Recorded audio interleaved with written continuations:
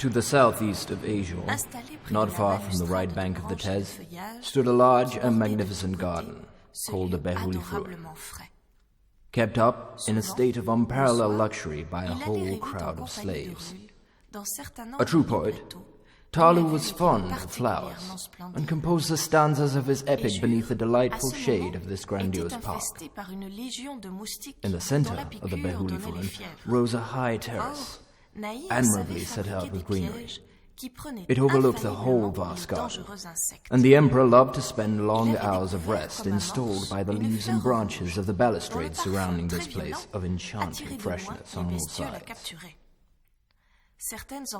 Asia, at that moment, was infested by a legion of mosquitoes whose stings produced fever. Now Naea knew how to make traps which infallibly caught the dangerous insects. He had discovered as bait a red flower, whose extremely violent scent attracted from afar off the tiny beasts to be captured. The capsules of certain fruits furnished him with filaments of an extreme tenuity, out of which he personally wove a tissue finer than spider. Gismet, comme une enfant, extrayait un plaisir toujours nouveau du spectacle offert par l'industrieux agencement des fils s'enchevêtrant délicatement sous les doigts de son amant.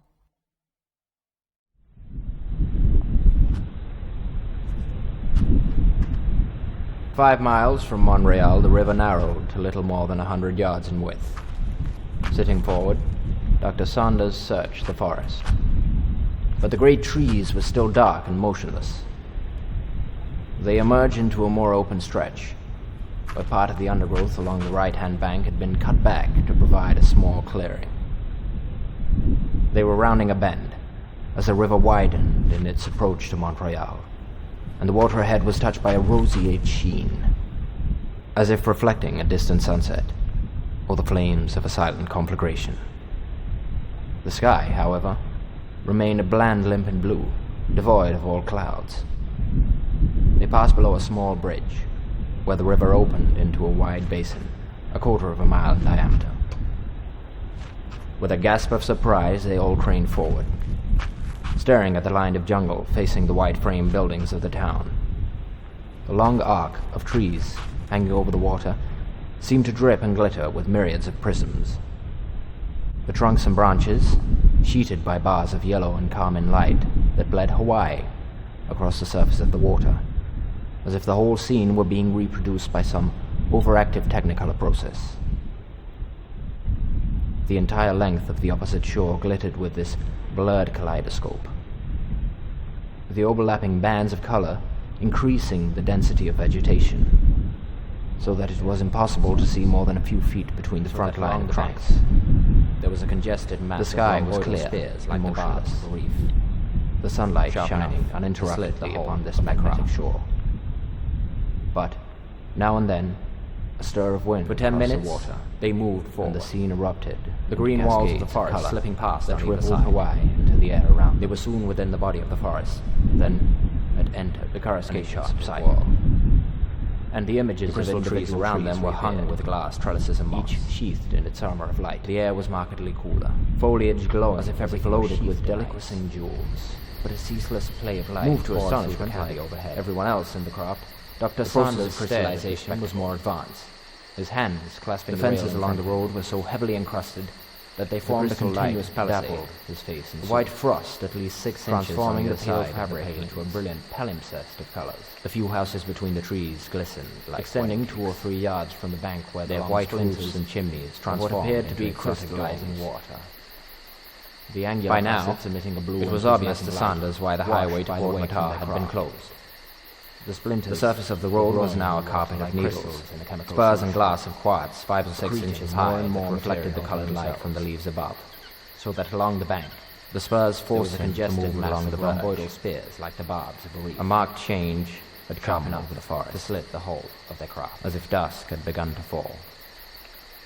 The green walls everywhere, of the forest slipping past on either side, enveloped the trees and vegetation. They were soon within the body of the forest, duller and more opaque.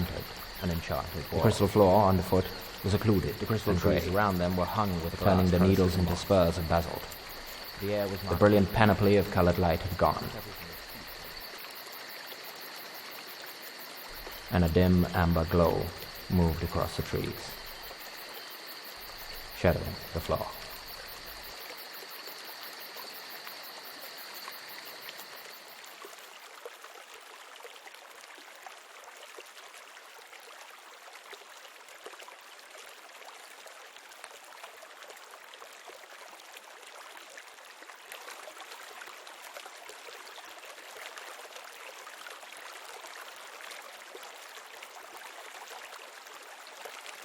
The continued heating of the atmosphere had begun to melt the polar ice caps. The entrained ice seas of the Antarctic plateau broke and dissolved. Tens of thousands of glaciers around the Arctic Circle, from Greenland and northern Europe, Russia and North America, poured themselves into the seas. Millions of acres of permafrost liquefied into gigantic rivers.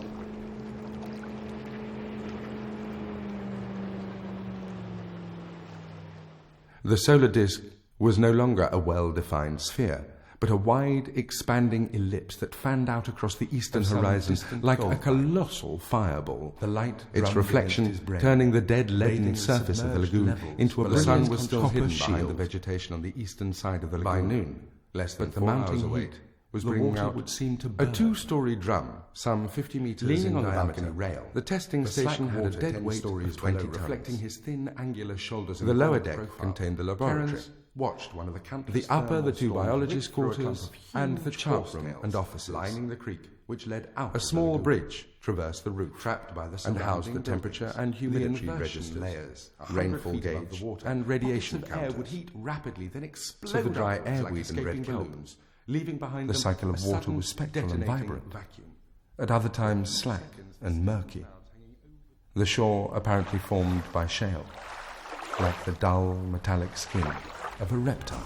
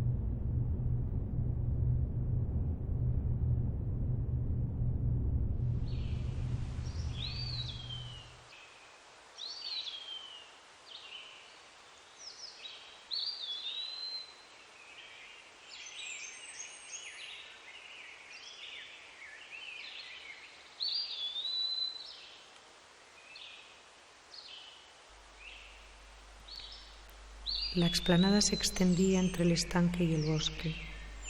El bosque avanzaba hacia el estanque en lenguas que formaban avenidas. En el fondo había líquenes que daban al agua un tono verdoso. La vegetación era extensa: arces, abedules, hayas, robles americanos, robles de los pantanos, amamelis, parrotias y aligustres, azaleas, ciclamen, iris, narcisos, violas odorata.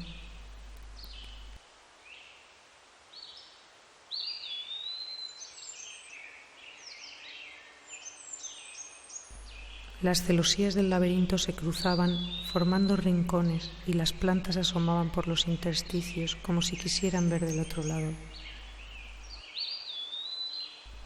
Las paredes se formaban de huecos de luz que dibujaban un texto.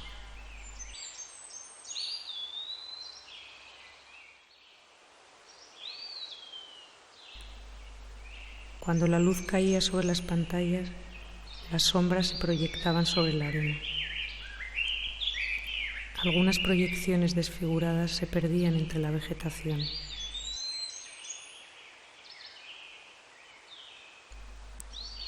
Caminando entre las paredes se llegaba a una bifurcación. A la izquierda se desembocaba en una plazoleta húmeda, oscura y no pisada.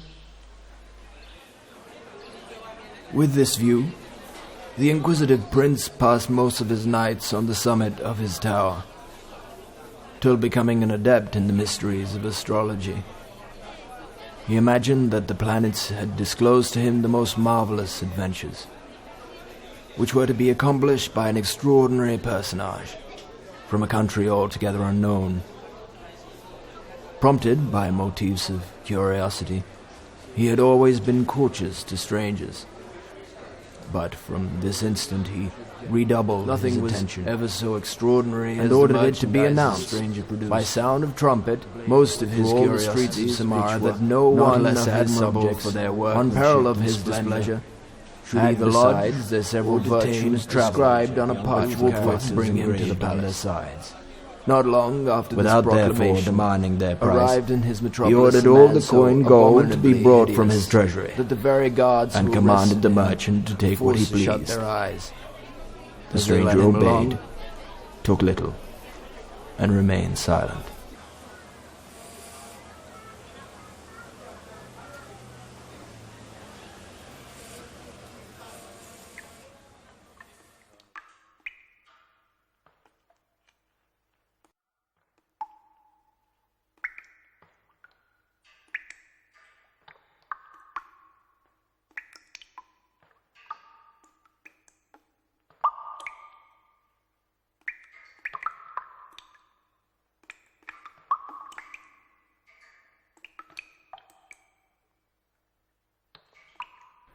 After those interminable stars, it was a strange luxury to walk once more on the horizontal surface.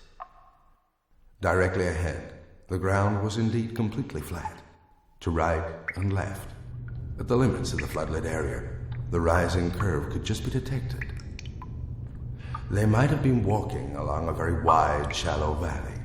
It was quite impossible to believe that they were really crawling along the inside of a huge cylinder, and that beyond this little oasis of light, the land rose up to meet, no, to become the sky. The more Dr. Ernst stared at it, the more certain she became that it was not a city at all. The real New York, like all of man's habitations, had never been finished.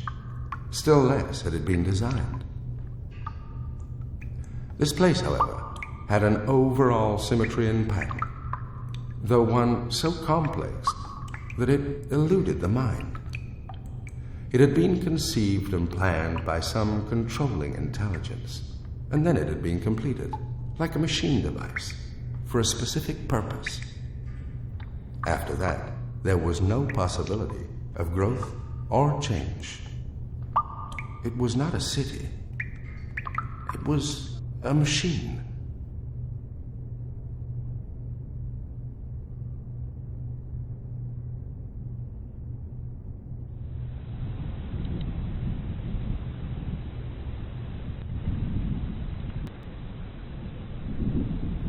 estuvieron tan lejos los antiguos de pensar que hubiese gentes en este nuevo mundo, que muchos de ellos no quisieron creer que había tierra de esta parte. Y lo que es más de maravillar, no faltó quien también negase a ver acá este cielo que vemos. Porque aunque es verdad que los más y los mejores de los filósofos sintieron que el cielo era todo redondo, como en efecto lo es, y que así rodeaba por todas partes la tierra y la encerraba en sí, así que sin duda con todo eso es el cielo de algunos, no pocos, ni de los de menos autoridad entre los sagrados doctores el agua, hacen un globo, tuvieron diferente opinión cabal, imaginando la fábrica de este mundo, y tiene a manera de una casa límites, en la cual el techo que la cubre solo la rodea por lo bastantemente y no la cerca por todas partes, por razones de por razón de esto y de astrología, que de otra suerte estuviera la tierra, y dejando aparte aquellas sutiles colgada del aire se alegan comúnmente, que parece cosa ajena de toda cuerpo más perfecto, y también que en todos los edificios le debe la más vemos que el cimiento está de una parte,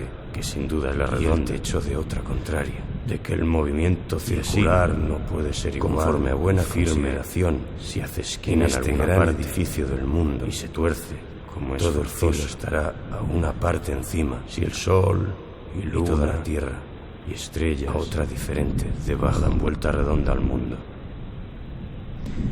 Mas dejando esto aparte, como digo, paréceme a mí que sola la luna debe bastar en este caso como testigo fiel en el cielo, pues entonces solamente se oscurece y padece eclipse cuando acaece ponérsele la redondez de la tierra ex diámetro entre ella y el sol, y así estorbar el paso a los rayos del sol,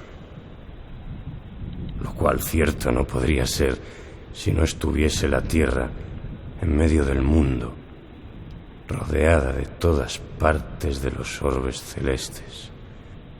Empero, no da lugar la buena razón a que el espacio y región por donde se fingen andar o volar las estrellas deje de ser elemental y corruptible, pues se divide y aparta cuando ellas pasan, que cierto no pasan por vacuo. Y si la región en que las estrellas y planetas se mueven es corruptible, también ciertamente lo han de ser ellas, de su naturaleza, y por el consiguiente se han de mudar y alterar y en fin acabar, porque naturalmente lo contenido no es más durable que su continente.